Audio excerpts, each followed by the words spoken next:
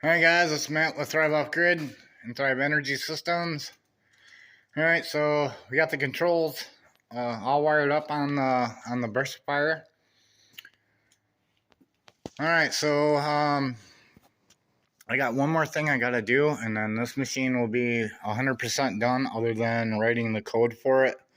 And that's installing the other sensor target and the other accumulator barrel.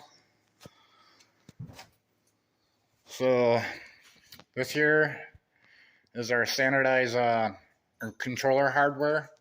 So this will be a standardized hardware piece that we will use for controlling the DFX as well, so that we can have these produced in bulk, and then they can be shelved. And then there's a few things that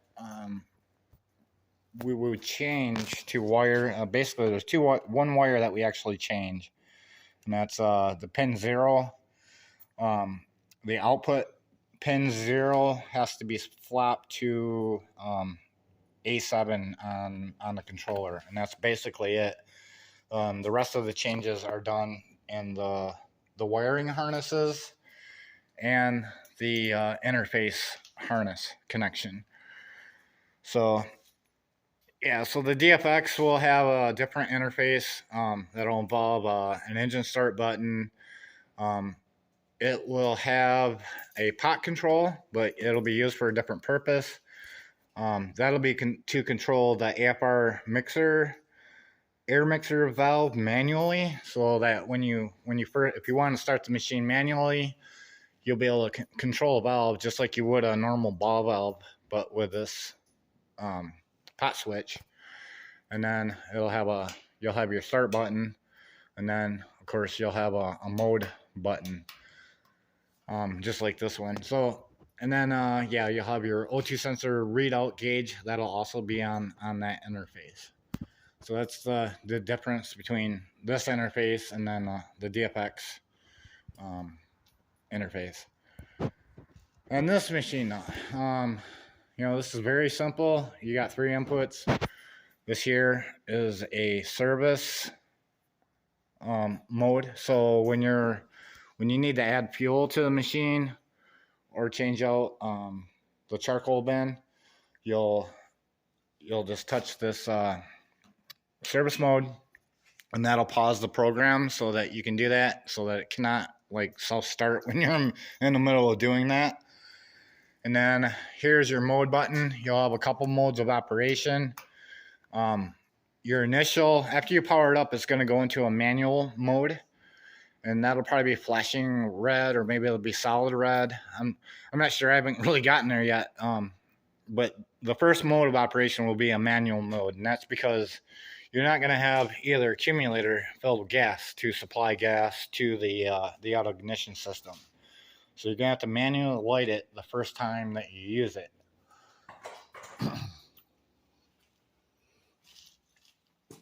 Okay, so you'll have that, and then when you go after you accomplish that, then you'll hit the mode button again, and that'll go into auto mode.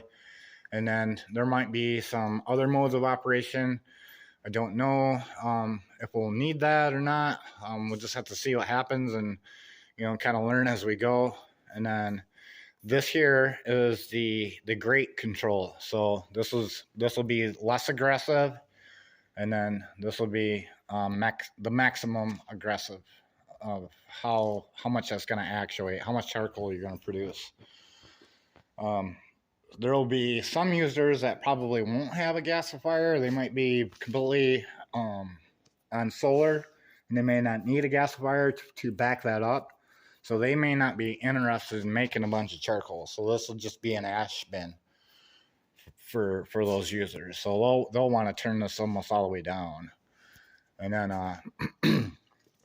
that's less biomass that's going to be converted to charcoal, and it's going to be converted to gas instead. All right. So yeah, the first phase of operation, when the machine cycles, this valve will open up. This will supply air to the the reactor, the blower will fire up on 48 volt DC, which is supplied by this module. This is a 12 volt to 48 volt module. So this will run at a lower pace, and the gas will get supplied to the flare cup, and this valve will also open. And then you have the igniter. So once the gas becomes flammable, the gas will ignite. And then you have the thermocouple to detect a lit flare. And then also you have kind of the same arrangement over here. Gas is supplied through this tube here. And you have the ignition igniter, and then another thermocouple there to detect when this is lit for lighting the reactor. And then the gas valve that supplies the gas there is back here. So it's tucked away from the reactor, so it's going to stay nice and cool. So, all right, so yeah, you got air flowing through here, you got your gas. Once this ignites, this is going to say, okay, we're lit here. It's going to light the reactor. The reactor will get hot, produce gas until we have flammable gas here. Once that sensor sees that there's a change in temperature, it's going to say, okay, we're lit. Time to charge the accumulator. So this valve will shut off, and this 48 volt supply will turn off, and then we're going to go to 110, direct 110 from the input of this power supply here. And this here is a 110 to 12 volt power supply. And this is a 30 amp supply. So that supplies DC to our controller. And then also the 110 leg for running the blower on AC. So that's going to go into full AC mode, which is, it'll run on high. This valve shuts off. The supply valve to the accumulator will open up, and now the accumulator will be filled until the end of the target here is reached. So this the way this is set up is basically when the sensor's made, that's when everything's okay. That means there's gas in the hopper, but on either end there's a void, so the sensor won't be made anymore. These are, I believe, they're NPN. So the sensor isn't actually sending the signal unless it's not reading something. So that's the way this is set up. So once this barrel will lift up until the end of the target, and then once that's not made anymore, then it'll see that and it'll say, okay, we're full, and then the valves shut off, and then basically it goes into a cool down standby mode where this accumulator has to cool for a certain amount of time and drop out tar. And then once that cycle's ended, then this accumulator is available to become a supply. And then once the other accumulator has gone down to an empty state, then the full one will become the supply, and then the process starts all over again. So that's the basic mode of operation, how this works. So basically everything I just explained, I got to put it down on paper and kind of write a rough draft on all this, and then next week I will dive into writing the actual code, and hopefully I'll have working code by the end of the week, and I'll be able to start testing everything. We'll probably do a dry run at first, and then once we get the code proofed out, then we'll take this thing outside and fill them guys up with water. We'll get some a big a front end loader bucket full of chips and start testing fuel, and pray it works. All right, so that's where we're at there, and then once we get this proofed out, then we're gonna be building more of these controllers, and then I start automating the DFX gasifier. So this will be a standard control for all DFX machines. This is specifically designed to fit on the DFX. It'll mount right on the Fusion. But I'm not quite sure how I'm going to do the interface, because this thing does get pretty hot. So that may be something that'll have to be remote. So I'm not sure how I'm going to do that yet. Might possibly create an app for a cell phone where we don't really need and you won't need to run it directly on the machine. You'll be able to operate it from your phone, but like the O2 sensor gauge, that readout will probably be on the machine somewhere. But yeah, this will work a little bit different. Some of the startup procedures for self-lighting the gasifier will be the same, but the end application is completely different for this, because this is running an engine. So we have the AFR controls, we have the engine starter and engine shutdown controls for that, and then we're also reading a battery input signal to initiate and shut the machine down based on battery state. So that's where we're at for now.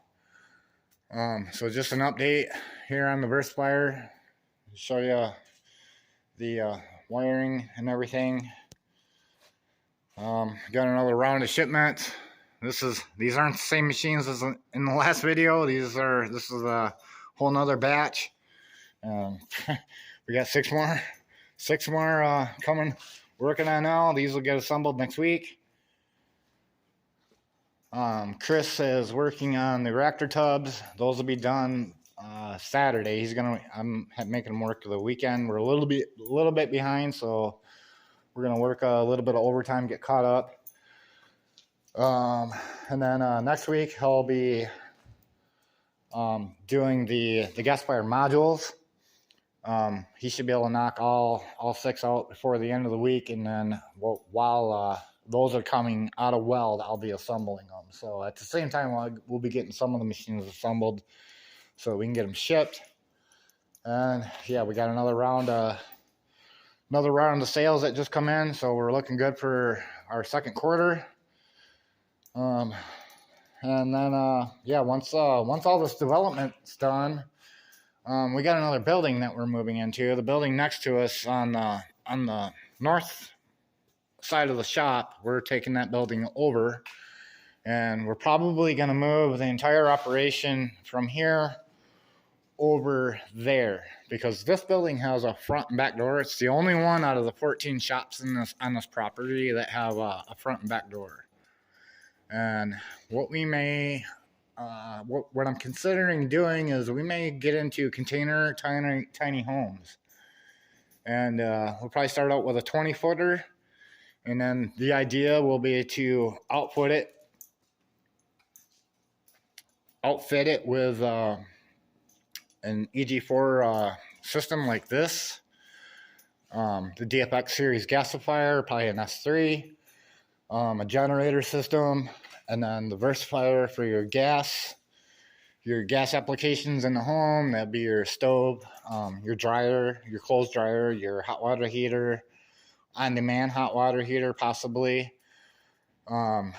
Anything that we can run on gas.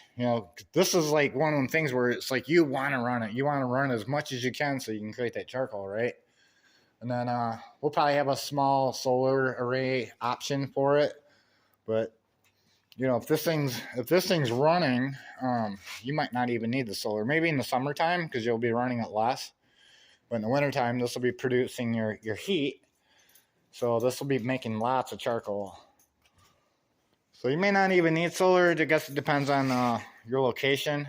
The idea is to use shipping containers so that we can basically ship them anywhere. And then, yeah, they'll be fully wired. We're going to try to standardize the system so that, it's like a one build fits all. You know, we're trying to make it universal so that we can add, we'll have like a adaptable wall system internally so that we can standardize some of the walls or whatever, but they can be arranged in different places and attached to different walls and do different floor layouts. But I don't know, that's off in the future. But yeah, so, and then that's